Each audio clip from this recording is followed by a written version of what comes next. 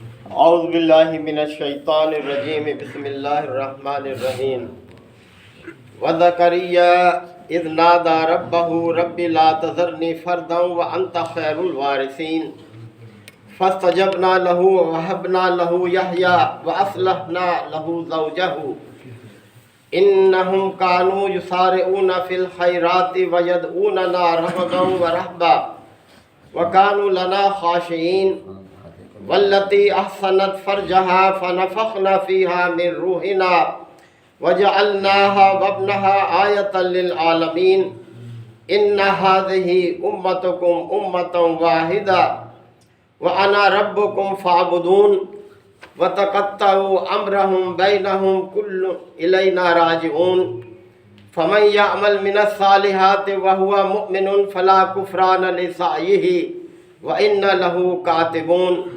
وحرام على قرية أهلكناها أنهم لا يرجعون حتى إذا فتحت ياجوج وماجوج وهم من كل حدب ينسلون صدق اللہ مولانا العظیم۔ سورہ انبیاء کی یہ چھٹے اور ساتویں رکوع کی آیات ہیں۔ انبیاء کرام کا تذکرہ چل رہا ہے اور یاد رہے کہ اس کا پس منظر یہی ہے کہ ان آیات کے اولین مخاطب مکہ کے مشرکین تھے کہ جو نبی کریم صلی اللہ علیہ وسلم پر طرح طرح کے اعتراضات کر رہے تھے، تو واضح کیا جا رہا ہے کہ دیکھو آپ صلی اللہ علیہ وسلم کوئی نرالے نبی نہیں ہیں، بلکہ آپ سے پہلے بھی جتنے پیغمبر آئے وہ سب کے سب انسان تھے اور سب کی دعوت ایک ہی تھی، یعنی سب نے یہی دعوت پیش کی جو نبی کریم صلی اللہ علیہ وسلم پیش کر رہے ہیں، توحید، رسالت، آخرت۔ اور انبیاء کو اللہ تعالیٰ نے جو بھی غیر معمولی قسم کی قابلیتیں اور صلاحیتیں بخشی، ان پر کبھی انہوں نے گھمنڈ نہیں کیا، بلکہ اپنے رب کے شکر گزار رہے۔ اور یہ کہ تمام انبیاء اپنی مشکل میں اپنے رب ہی کی طرف متوجہ ہوئے، اپنے رب ہی کو پکارا، جیسا کہ ابھی پچھلی آیات میں یہ بات گزر چکی ہے کہ جب حضرت ایوب علیہ السلام کو بیماری نے پریشان کیا تو انہوں نے اپنے رب کو پکارا۔ جب وہ مچھلی والا یعنی حضرت یونس علیہ السلام ایک مشکل سے دوچار ہو گئے تو وہاں انہوں نے پھر اپنے رب ہی کو پکارا۔ اور اسی طرح سے حضرت ابراہیم علیہ السلام نے، حضرت موسیٰ علیہ السلام نے، یعنی سب نے مشکل وقت میں اپنے رب ہی کی طرف رجوع کیا، اور ان کے رب نے کبھی اپنے پیغمبر کو مایوس نہیں کیا، ان کی دعا کو سنا۔ کس طرح سے حضرت نوح علیہ السلام کا ذکر آیا کہ حرف بہ حرف ان کی دعا کو اللہ تعالیٰ نے پورا کر دیا، ایک کافر کو بھی زندہ نہیں چھوڑا۔ تو یہ باور کرایا جا رہا ہے کہ تم جو انکار پر ہی ڈٹے ہوئے ہو، تم اپنی سازشوں میں کامیاب نہیں ہو سکو گے، ہمارا پیغمبر ہی غالب رہے گا۔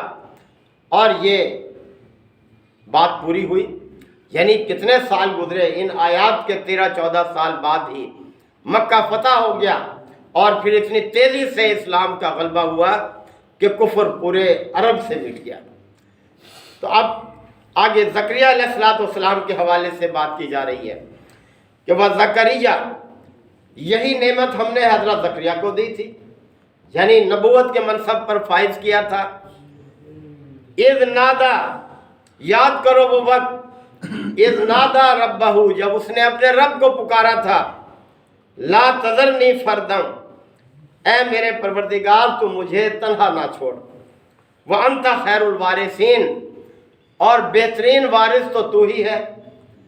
یعنی یہ اس طرف اشارہ ہے کہ حضرت زکریا علیہ السلام جو حضرت مریم کے خالو تھے اور ان کے کفیل مقرر ہوئے تھے، جب حضرت مریم کو داخل کر دیا گیا بیت المقدس کی ایک محراب میں، جیسا کہ ان کی ماں نے نظر مانی تھی کہ جو کچھ میرے پیٹ میں ہے میں اسے اے اللہ تیری نظر کرتی ہوں، تو جب ان کے ہاں بچے کی پیدائش ہوئی تو وہ حضرت مریم تھیں، تو انہوں نے اپنے رب سے جو وعدہ کیا تھا اس کے مطابق اللہ کے لیے وقف کر دیا اور وہ اللہ کی عبادت کرتی تھیں، اور حضرت زکریا ان کی دیکھ بھال کرتے تھے، ان کے کفیل تھے، اور جب وہ محراب میں ان کے پاس جاتے تو دیکھتے کہ ان کے پاس کھانے پینے کی چیزیں رکھی ہیں، تو حیران ہوئے کہ اے مریم یہ سب کچھ کہاں سے ہے، میرے سوا کوئی تیرے پاس نہیں آتا، یہ سب کچھ کہاں سے آتا ہے؟ تو انہوں نے بتایا یہ سب میرے رب کی طرف سے ہے۔ تو وہاں ان کو یہ خواہش پیدا ہوئی، انتہائی بڑھاپے کی حالت میں تھے، اور بیوی بھی بہت ضعیف ہو چکی تھیں، بے اولاد تھے، اور جوانی میں ہی بانجھ تھیں ان کی زوجہ محترمہ۔ تو امید کے ساتھ اپنے رب کو پکارا، وہ پکار ہے جس کا ذکر یہاں پر ہے کہ رب لا تذرنی فردا، اے میرے پروردگار تو مجھے تنہا نہ چھوڑ، اولاد سے مجھے بھی ہمکنار کر دے، وانت خیر الوارثین، اور اگر تو اولاد نہ بھی دے تو وارث تو سب کا تو ہی ہے، تجھ سے بڑھ کر وارث کون ہو سکتا ہے؟ یعنی میں اس پر رنجیدہ نہیں کہ تو نے مجھے بے اولاد رکھا ہے۔ تو اللہ تعالیٰ نے دیکھے، فرمایا فاستجبنا لہ، پس ہم نے اس کی دعا کو قبول کر لیا اس بڑھاپے کی حالت میں بھی، ووہبنا لہ یحییٰ، اور ہم نے اسے یحییٰ عطا کر دیا، یعنی ایسا بیٹا کہ جو پیغمبر ہوا۔ حضرت عیسیٰ علیہ السلام کے دور ہی کی بات ہے، چند مہینے بڑے تھے یہ حضرت عیسیٰ علیہ السلام سے، تو فرمایا کہ ہم نے انہیں یحییٰ عطا کر دیا، وَأَصْلَحْنَا لَهُ زَوْجَهُ، اور ہم نے اس کی بیوی کو ٹھیک کر دیا، درست کر دیا، یعنی اس کی بیوی جو بانجھ تھی اور بڑھاپے کی حالت میں پہنچ چکی تھی، ہم نے اسے اس قابل کر دیا کہ وہ حمل کو قبول کر لے۔ اللہ ہر چیز پر قدرت رکھتا ہے، اور اللہ تعالیٰ نے بڑھاپے کی حالت میں یحییٰ عطا کر دیا۔ انہم کانوا یسارعون فی الخیرات، فرمایا یہ سب کے سب پیغمبر نیکی کے راستے میں دوڑ دھوپ کرنے والے تھے۔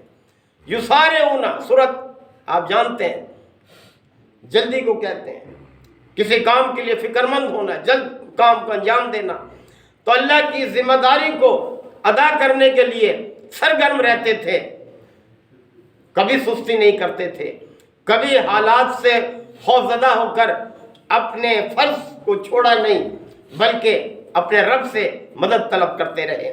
تو انہم کانوا یسارعون فی الخیرات، یہ سب کے سب نیکی کے کاموں میں سرگرم تھے، دوڑ دھوپ کرتے تھے، اور یہی سبق ہم سب کے لیے ہے کہ ہم نیکی کے راستے میں اپنے آپ کو سرگرم رکھیں اور برائی سے اپنے آپ کو محفوظ رکھیں۔ وَيَدْعُونَنَا، اور یہ ہمیں ہی پکارتے تھے، رغبا و رہبا، رغبت کے ساتھ یعنی امید کے ساتھ، و رہبا اور خوف کے ساتھ، یعنی اللہ سے ڈرتے ہوئے اور اللہ سے امید رکھتے ہوئے اللہ ہی کو پکارتے تھے اپنی مشکل میں۔ وَكَانُوا لَنَا خَاشِعِينَ، اور یہ سب کے سب ہم سے ڈرنے والے تھے، ہمارے آگے عاجزی اور انکساری کرنے والے تھے۔ انہوں نے کوئی تکبر اور گھمنڈ نہیں کیا ان قابلیتوں اور صلاحیتوں پر جو غیر معمولی قسم کی تھیں اور ہم نے ان کو عطا کی تھیں، بلکہ اپنے رب کے شکر گزار رہے، اپنے رب سے ڈر کر رہتے تھے۔ وَالَّتِي أَحْسَنَتْ فَرْجَهَا، اور اسی طرح سے اس عورت کو بھی دیکھو، اس خاتون کی طرف بھی توجہ کرو۔ أَحْسَنَتْ فَرْجَهَا، فرج عربی زبان میں شرمگاہ کو کہتے ہیں۔ اس عورت کی طرف بھی ذرا غور کرو جس نے اپنی عصمت کی حفاظت کی، یہ اشارہ ہے حضرت مریم کی طرف۔ وہ ایک پاک باز خاتون تھیں جو اللہ کی عبادت میں لگی رہتی تھیں اس محراب میں، اور ان کے خالو ان کی دیکھ بھال کرتے تھے۔ اللہ نے وہاں انہیں امید سے کر دیا۔ آگے فرمایا فَنَفَخْنَا فِيهَا مِن رُوحِنَا، پس ہم نے اپنے روح میں سے اس میں پھونک دیا، اپنے روح میں سے ایک حصہ اسے پھونک دیا، یعنی اسے امید سے کر دیا، بغیر اس کے کہ کسی نے اس کو چھوا ہو، ہم نے اسے امید سے کر دیا۔ وَجَعَلْنَاهَا وَابْنَهَا، اور ہم نے اسے بھی اور اس کے بیٹے کو بھی یعنی حضرت عیسیٰ کو بھی آیۃ للناس، لوگوں کے لیے ایک نشانی بنا دیا، دنیا والوں کے لیے جہان والوں کے لیے ایک نشانی بنا دیا. کتنی بڑی نشانی کہ لڑکی جو ہے بغیر شادی کے جو ہے وہ امید سے ہو جائے. یہ اللہ کی قدرت ہے. اور اسی طرح سے ایک بچہ جو کہ پیدا ہوتے ہی خطبہ دے، لوگوں کے سامنے خطاب کرے کہ جب لوگ امڑ آئے مریم کے گھر کہ مریم یہ تو نے کیا کیا، نہ تیرا باپ کوئی بدکار آدمی تھا، نہ تیری ماں کوئی بد عورت تھی، یہ تو نے کیا کیا، یعنی تو اتنے شریف گھرانے کی عورت، تیرے ہاں یہ بچہ پیدا ہو گیا. تو انہوں نے اس بچے کی طرف اشارہ کیا اور اس وقت انہوں نے جو خطبہ دیا وہ موجود ہے قرآن مجید میں سورہ مریم میں کہ انی عبداللہ آتانی الکتاب وجعلنی نبیہ. یعنی یہ طویل خطبہ ہے جو انہوں نے اس وقت دیا کہ میں اللہ کا بندہ ہوں، اس نے مجھے نبی بنایا ہے، اس نے مجھے کتاب بھی دی ہے. یعنی ساری باتیں اس وقت یعنی ایک نشانی بنا دیا اللہ تعالیٰ نے انہیں جہان والوں کے لیے، انہیں بھی اور ان کی ماں کو بھی. ان ھذہ امتکم امۃ واحدہ. اور دیکھو اے لوگوں، تمہاری امت ایک ہی امت ہے، یعنی تم سب ایک ہی پیغام کو قبول کرنے والے بنائے گئے ہو. تمام انبیاء نے ایک ہی دعوت پیش کی ہے اور وہ دعوت اسلام کی دعوت ہے. اللہ تعالیٰ کے نزدیک ایک ہی دین ہے حضرت آدم سے لے کر نبی کریم صلی اللہ علیہ وسلم تک، اور وہ دین کیا ہے؟ وہ دین اسلام ہے. جیسے کہ بڑی مشہور آیت مبارکہ ہے ان الدین عند اللہ الاسلام. اللہ کے ہاں دین صرف اور صرف اسلام ہے. دین کا مطلب طریقہ زندگی اور دین کا مطلب یوم قیامت بھی ہے. تو مطلب یہ ہے کہ اللہ نے انسانوں کو پیدا کیا ہے تو ان کے ساتھ انہیں طریقہ زندگی بھی دیا ہے کہ تمہیں زندگی کیسے بسر کرنی ہے. تو حضرت آدم علیہ السلام سے لے کر نبی پاک صلی اللہ علیہ وسلم تک ایک ہی دین ہے جو اللہ تعالیٰ نے انسانوں کے لیے پسند کیا ہے اور جاری کیا ہے. اس لیے فرمایا تم سب ایک ہی امت ہو، وَأَنَا رَبُّكُمْ، اور میں تمہارا رب ہوں، فَاعْبُدُونِ، لہذا تم میری عبادت کرو. پیدا ہی اس لیے کیے گئے ہو. جیسے کہ بڑی مشہور آیت بار بار وہ آتی ہے کہ ہم نے تمہیں اور جنوں کو اپنی عبادت کے لیے ہی پیدا کیا ہے. وَمَا خَلَقْتُ الْجِنَّ وَالْإِنسَ إِلَّا لِيَعْبُدُونِ. ہم نے جنوں اور انسانوں کو صرف اور صرف اپنی عبادت کے لیے پیدا کیا ہے. اس لیے فرمایا کہ پس میں تمہارا رب ہوں، لہذا فَاعْبُدُونِ، تم میری ہی عبادت کرو، میری ہی بندگی کرو. وَتَقَطَّعُوا أَمْرَهُمْ بَيْنَهُمْ، لیکن اس کے باوجود بھی لوگوں نے اپنے دین کو ٹکڑے ٹکڑے کر ڈالا، پاش پاش کر دیا اور طرح طرح کے راستے اختیار کر لیے.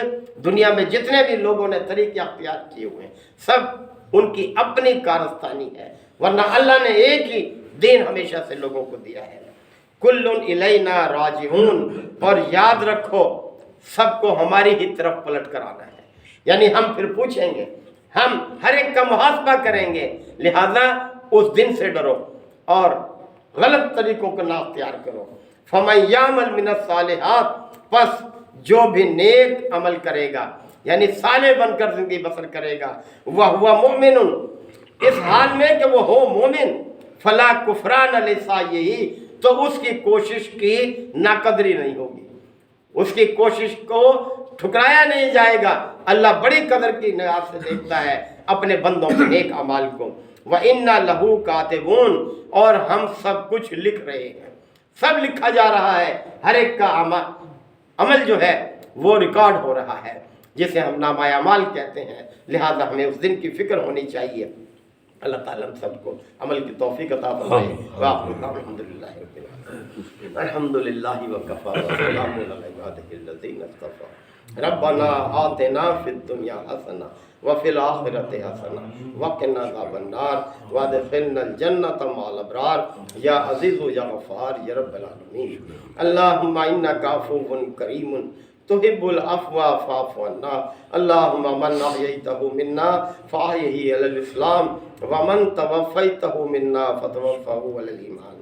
یا شافی الامراض اشف مرضانا و مرضى المسلمین یا قاضی الحاجات اقض حاجاتنا و حاجات المسلمین اللہم اجرنا من النار اللہم حاسبنا حسابا یسیرا رب یسر ولا توسر وتمم بالخیر وبک نستعین صلی اللہ تعالی علی خیر خلقہ محمد و آلہ و صحبہ اجمعین.